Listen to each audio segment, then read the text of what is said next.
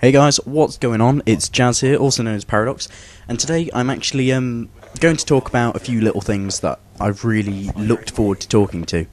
Now you see, I left the big debate between the PS4 and the Xbox One for a long time, and the reason I left that is because I really wanted to wait to see what happened after E3, because I had a sneaking suspicion that something like this was going to happen, where Xbox, or Microsoft, sorry, I should say, have come out of the blue and just completely said, look, we're getting rid of DRM, and we're also getting rid of our used game policy.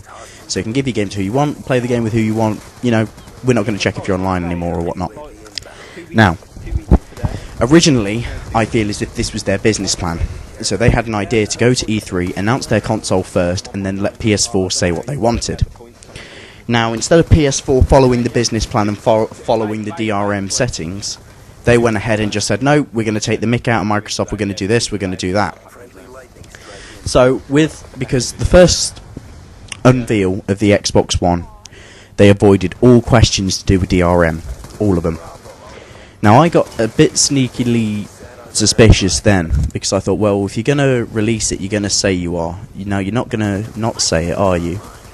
So I already knew that this would already collapse upon itself. It was either going to be the death of the console or just a big false lie to try and trick PlayStation into doing something silly.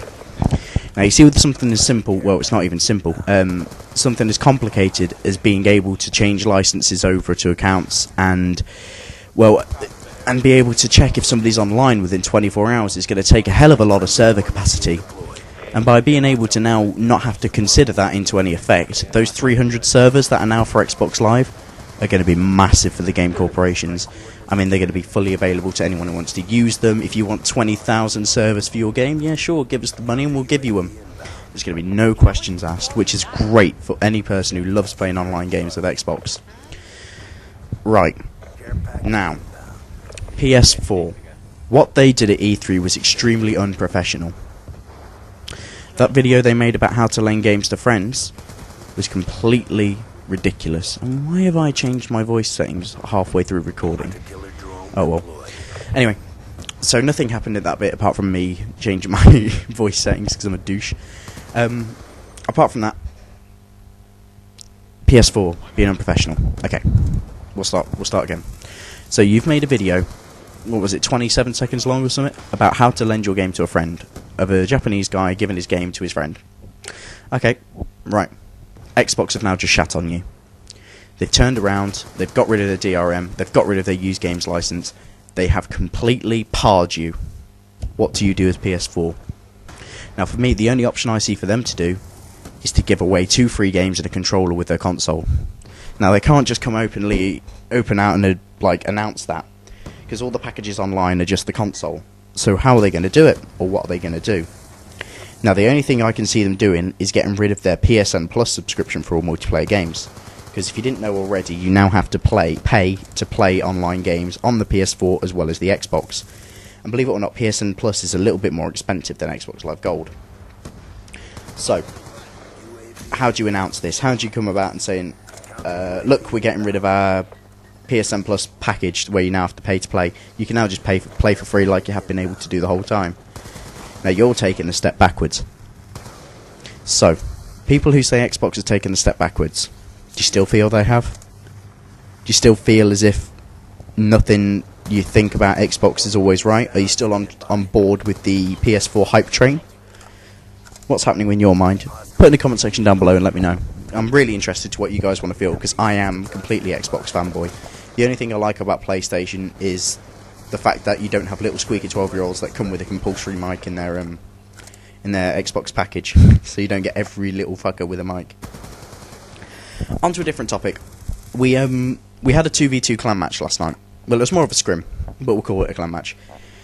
Now, these two guys, what were the names? Duffers and Time something else. I live streamed it. It's on my live stream on the past broadcast if you want to watch what happened. I will tell you what happened anyway. So, I like my word so today, it's my new thing. I'm also going to tell you about my diet. Now remind me to tell you that in a second. Well, why am I saying remind me? Oh well, remind me guys.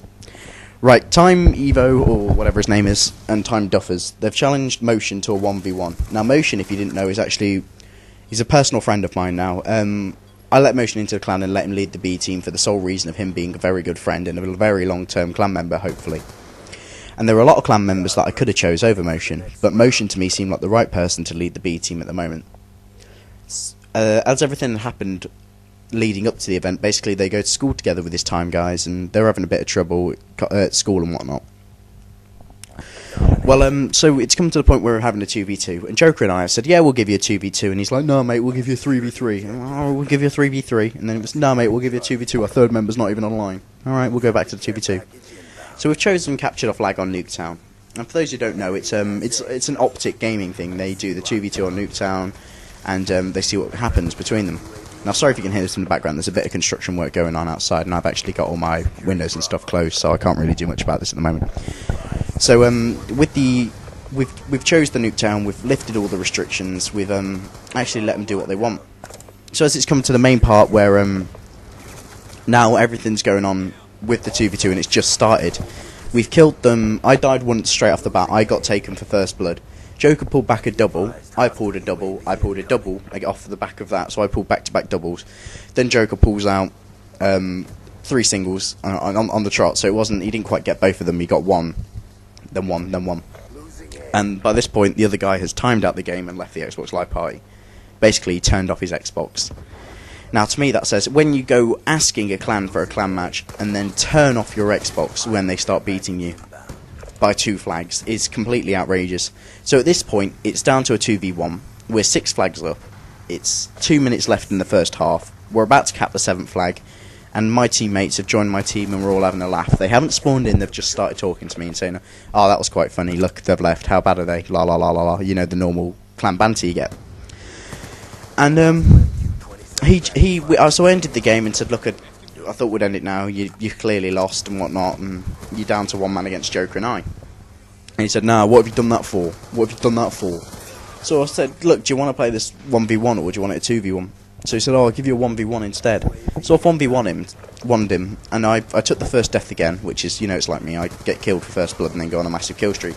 So I've took 4 kills into my kill streak, so it's now 4-1, and he's left the game. So I've just thought, well, what the hell? You've challenged us to a clan match, you challenged me to a 1v1, and now you've just left the game. I mean, come on, get some respect. Honour the players, honour your team. Remember guys, stay Honour Gaming. Anyway, right, my diet. So, for those who don't know, I weigh about 14.5 stone. I'm not a small guy, but it fits my body type and it fits my personality, so it fits me well. I'm only a large t-shirt size, so I'm not actually massively fat. I'm actually a 34 jeans as well, but 36 fits better around my legs, because I've got quite big legs. Thighs, anyway, which I blame my mother for. Hi, Mum, if you ever watch this. So I've started the warrior diet, and the warrior diet to me, it seemed like the best one, because I can do what the warrior diet asks, but what I've started doing is exercises in the morning and of the evening. So when I wake up, the first thing I do is these morning exercises, and then before I go to bed, what do you think I do? That's right, my nightly exercises. And at the moment it's 40 squats, 20 press-ups, 25 sit-ups. Now the 20 press-ups I haven't been able to do because my stamina's not quite there with the sit-ups, and I can push my own weight, it's just it pulls on my shoulder a little bit. For those of you who don't know, I woke up last Saturday, sneezed and pulled the muscle in my shoulder, so I haven't quite been there or thereabouts to work it all out. So my next video, guys, comment in the description what you would like me to talk about, and I'll be sure to check them out and see what you want. If apart from that, expect your daily videos from me. Thank you guys, it's been Jazz, also known as Paradox, and I'll speak to you all soon.